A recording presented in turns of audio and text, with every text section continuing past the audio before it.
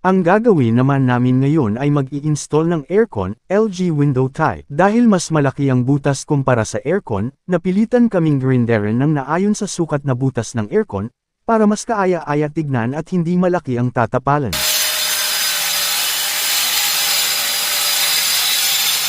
Matapos na namin grinderan, nilinis muna namin ang pinag-alikabukan ng grinder at mga dumi, para naman mas mabilis kumilos at hindi mahihirapan sa pagsalpak. Matapos namin maisalpak ang aircon, sealant na rin namin ang mga bawat gilid ng aircon, para siliado siya at hindi din magkaroon ng tagas mula sa angin ng ulan sa labas, at mas kaaya-aya tignan at napakalinis.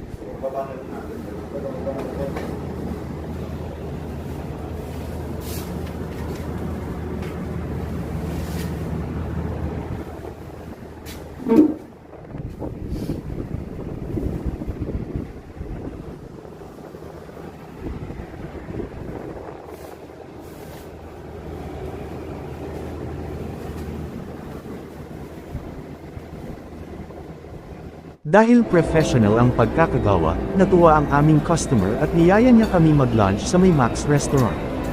Grabe, akala namin sa tabi-tabi lang, at loaded ang in-order sa amin ni customer. Maraming salamat, may ganito palang customer, sana ay makatanggap ka pa ng mas maraming blessings.